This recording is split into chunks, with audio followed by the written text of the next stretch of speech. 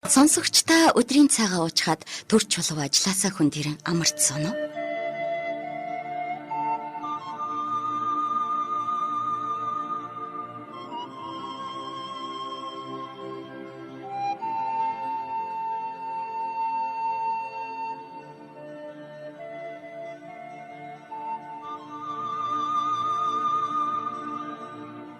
Таны богино амралтанд зориулж утга уран зохиолын яруу ихшгээр аялуулъя. Та унших хэрэггүй, зүгээр л сонсоорой. Цай уугцоор радио нэвтрүүлэг. Сонсогч та яг одоо залуу зохиолч Ган Тогоогийн Хүний 8 цуврал өгүүлэлгийг аль биесны зөвшөөрөлтөөр сонсож байна. Хүний 8 5 дугаар хэсэг.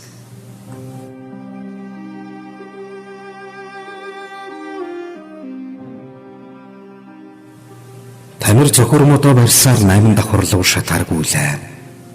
Юу хийх гээд яах гэж яваагаач бодогсохоогүй зөвхөн зулааг эргүүлж авчрахын тулд бүхний зориулахад бэлэн гэдг нь энэхүү үйлдэлээс мэдэгдэнэ. Захирлынхан өрөөнд ороод ширээг нь зохиормодоороо хүчтэй нэгдэлсэж яваад өрөөнд байсан хүмүүсүүдийг хурдан гарахыг шаардахад хаалга руу чихэлтэн гарцгаав. Гэрэл захирал учрыг нь үл ойлгосон бололт сандлынхаа араар орж туршилгийг нь барин гайхан балмагдан "Тамир тайвшир юу болов? Та өчигдөр Герман руу нисгсэн зулаа охиныг хурдан эргүүлэн Монгол руу татаж авчирмаар байна. Тэр чинь миний дүү. Хөө юу яриад байгаа юм бэ? Нэгэнт гэрээ хилцээрийн дагуу бүх зүйл шийдэгдсэн зүйл шүү дээ. Болохгүй шүү дээ. Тэгвэл би хойноос нисэж заавал авчрах болно. Надад хаяг байшлыг нь зааж өг. Үгүй бол чи одоо үх. Ингээд зохиормодоо гэрэл цэцгийн өөдөөс чиглүүлэн алхахад хойноос нь толгоон дундуур нь нэг л хүнд зүйл бууж тамир тэр дороо ухаан балартан газар очлоо.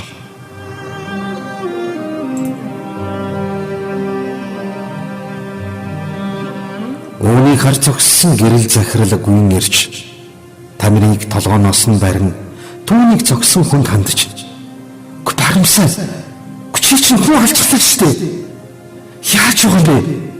гэхэд "Зүгээрээ. Удахгүй хаар." ингээд сандал дээр суучих.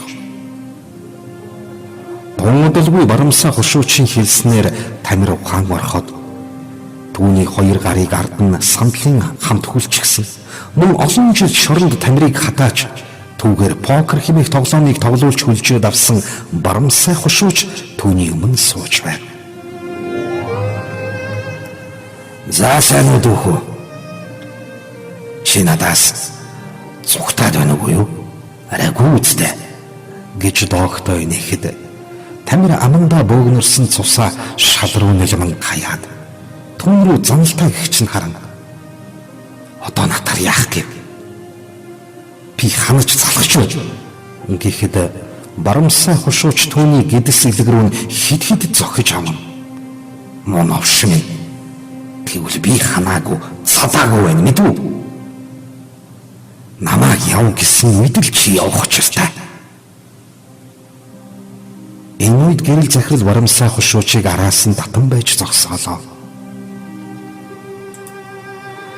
Тамир шоронд орчхоод нэг жил хүрээгүй байхад аргагүй бие хамгаалалт гэж шүүхийн дүгнэлт гараад түүний хэргийг цагаатгах байсан боловч баримсаа хушууч энэ бүхнийг өөрийнхөө хүслээр шийдэж дүгнэлтийг нь таньж мэддэг хүмүүсээр буруу гаргуулна.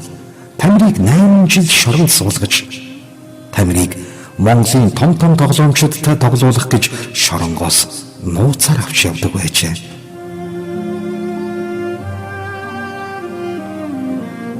Тамир хожиж бооцонд ирсэн бүхнийг баримсаа хушууч авдаг байв. Тэгээд хайгаад улдахгүй байсан эрдэнэ нь өөрийнх нь үйл явуулдаг нууц замрагийн холбоотой гэрлээ захирлын жолооч болсныг мэдээд тамирыг дахин тоглуулж зөндөө ашиг гаргаж болох талаар гэрлээд ярьж ашгаа хувааж авахар тохиролцжээ. Гэвч хэд хоногийн өмнө гэрлээ захирал тамирыг тоглооч гэх санал тавихад эрс татгалзаж харин энэ удаа Барамсай хошууч өөрөө уулзаж ятгах гэж ирсэн нь үйл явдлын халуухан мөчтөр орж ирсэнд тэрээр олзуурхан байдлыг гартаа авсан нь энэ. Гэрэл захирал барамсай хошууч Тамир 3 эвийн гэрээгээр хоорондоо ярилцаж нэгэн шийдвэрт хүрлээ. Тамир сарын хугацаатай покер тоглож тэр хоёрт хоцсон бүхнээ өгөх. Бооцоог нь тэр хоёр дааж гаргана. Эцэст нь Тамир Герман руу гарч өөрийн биеэр зулааг эргэж амьдралыг нь харах. Хэрв санаанд нь хүрэхгүй бол Монголд авчирна. 7 хоногт нэг удаа эгч дүү хоёрыг утсаар яриулж байх гэсэн аман гэрээ хийж бүгдээрээ салцгаалаа. Тамир машин руугаа яарсаар ирэхэд золоо охин ээжийнхээ хамтаар огт хөдөлгөөнгүй сууж байлаа. Тамир машиндаа орж суугаад золоо руу харан нэмсэглэж санаа битгий цав.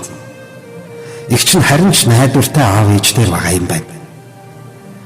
Ах нь өөр хүнтэй андуураад сая жаахан авлиггүй зан гаргачлаа. Уучлаарай. Гэхдээ ээж өхөн хоёрын санаа амрах шиг болж инээмсэглэн. Ашигтэй бурхан минь баярлалаа гэхэн сонсогдлоо. Тамир тэдний гэрт нь хүргэж өгөөд оройхон ирж хонхоож ус хэллээ. Тамир хэлсэн ёсоор покер хэмээх тоглоомыг тоглох болсноор ажлаасаа хэсэгтэй чөлөөлөгдөж, дэгчин тансаг үнэтэй хувцас өмсөж, дээдсийн хүрээнийхэнтэй тоглохын тулд тэдний шиг харагдах, тэдний хямсгар зан аран шиг дуурайх гээд зөндөө зүйлд 2-3 хоног суралцах боллоо. Мэдээч түүний багш нь гэрэл цэцэг захирал. Тамир ч юм бүхэнд хачин хурдан дасан зогцож, үнэхээр танигдхийн аргагүй өөрчлөгдөж, шинжлэгдэж байлаа.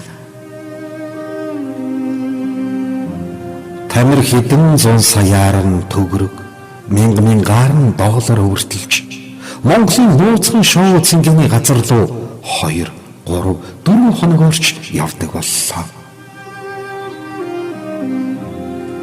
Тэдний тооцоосноос илүү их мөнгө төгрөг орж ирэх Тамирч орчин тойрноо дагаад зан араншнч эвдэрч үргэлжийн шахуу арх үнэртүүлээстэй энэ тентхийн буудал руу янз бүрийн бүсгүйчүүд авч ордог боллоо. Гэрэл захирлын хувьд авчирж байгаа мөнгөнд сэтгэл ханах боловч түүний зах замбраагүй ямгийн явдалд уурлаж бит түүхэндээ Тамирыг харамлаж хардаг шинжтэй. Гэвч Тамир түүний үгэнд орох нь бүгүхэл өөрийг нь огт тоохоо болсон байлаа. Хэлж ярьсны дагуу 1 сарын хугацаанд дуусгаж Тамир гадагшаа гарах болов. Виз гартал тоглох гэрээгээч барамсай хошуучтай ярилцаж тохиролцов. Золоо охинтой сарын хугацаанд 4 удаа ярихад санаа зовлтгүй маш сайн байгаа гэсэн болохоор сэтгэл нь хэсэгтэй тайван болсон тул гадагшаа явахыг ч нэг их хүчилсэнгүй. Виз мэдүүлж эмнэлгээр орж шинжилгээ өгсөн болохоор Тамир хариугаа авах гээд эмнэлэгтэр очтол түүний амьдралдаа итгэж чадамгүй нэгэн мэдээг сонсож тэрээр шинжилгээний хуудасаа барин газар сөхрөн суулаа.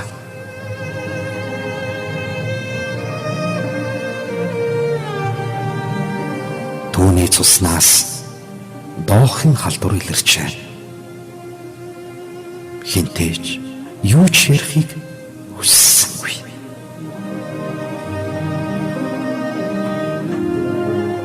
Зүгээр л хорвоо ертөнц бүхий л зүйл түүний эсрэг мэт санагдаж хорвоо ертөнцийг тэр чигт нь үтсэн ядмаар. Хэдэн цаг сууснаач мэдсэнгүй. Гэрэл цэцэг ирээд түүнийг дээш өргөн босгоход Тамир түүнийг хараад тэрч яваад цохортлоо мөйллээ. Гэрлээ захирлаа. Битгий боочг. Энэ имчлэгдэж болно. Гол нь чи өөрөө сэтгэлийн төвчээртэй байх хэрэгтэй.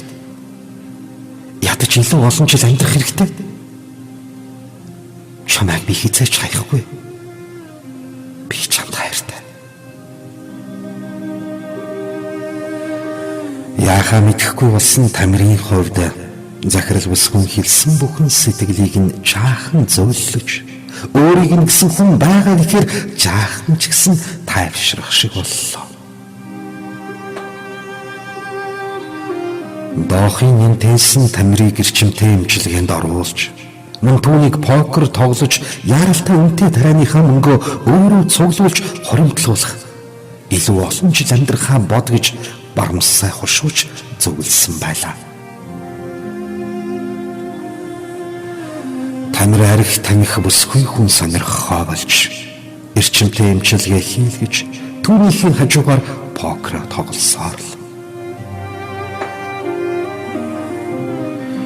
Имчилгээ хийлгэх тусам түүний бие сайжрах биш, улам л дорцсор, зүрх нь хүчтэй өвддөг боллоо. Өөрийгөө тун утгахгүй үхэхээ мэдэрсэн Тамир маш удаан бодсны эцэст Монголд болж буй ялангуяа гэрэл захирал Цэрэнбат хурандаа нарын хийдэг хүний наймааны талаар баримттай нотлогоотой зүйл бэлдэж бүхнийг нь илчлээд өнгөрхөн зүйтэй хэмээн бодож эхэллээ. Гэхдээ энэ бүхнийг илчилж илрүүлж олон нийтэд мэдээлэхэд ганцаараа яавч хүч хөрөхгүй тул маш сайн сэтгүүлчтэй хамтрах хэрэгтэй гэж ойлгож байсан юм. Тамир сэтгүүлчийн нэрэлд гарлаа. Мэдээж энэ бүхнээ маш их эрсдэл дагуулах учраас хань жил үр хүүхэдгүй сэтгүүлч байх хэрэгтэй байлаа. Удаан хайсны эцэст сэтгүүлчин олж танилцж бүх зүйлээ ярьлаа. Тамирч покероос хождог мөнгөнийхөө тодорхой хувийг ч нууж хааж гаргадаг боллоо. Сэтгүүлч бүсгүй Тамиртай эрчимтэй уулзаж бүх юмыг баримтжуулж байлаа.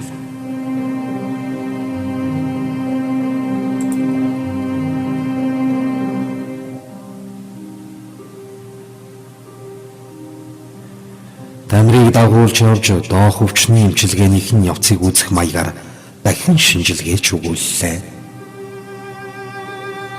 Түүнтэй хамтрагч сэтгүүлч бүсгүйг туулаа гин.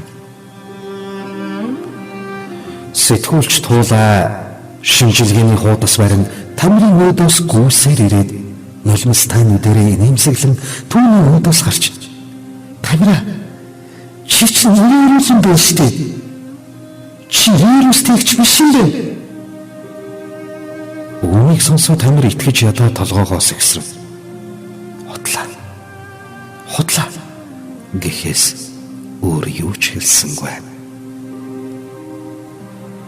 Сэтгүүлч шинжилгээний бичгээ нүүрлэн тулгаад "Гүчи хартаа үнэн байгаа үстэй. Гүчигээр саргаар."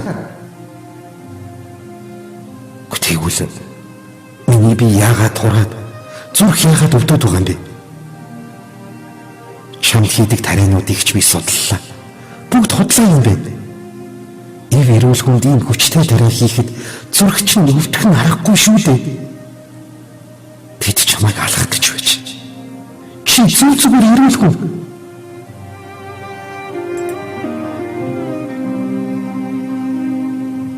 Тамир болоод өнгөрсөн бүхнийг дүдэндээ зурглах шиг болж уртаа амьсгаа гарган санаалтаж сэтгүүлчийн мөрийг базаж за тэгвэл одоо бидний тоглоом эхэлнэ. Чи надтай хамт байж чадах уу? Чадна. Амнасанд чинь эрсдэлтэй байсан ч хамаагүй.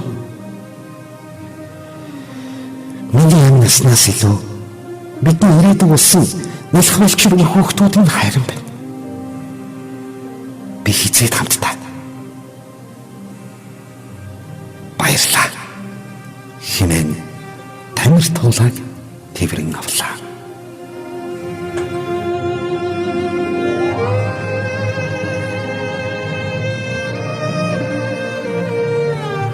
Үргэлжлэл бий.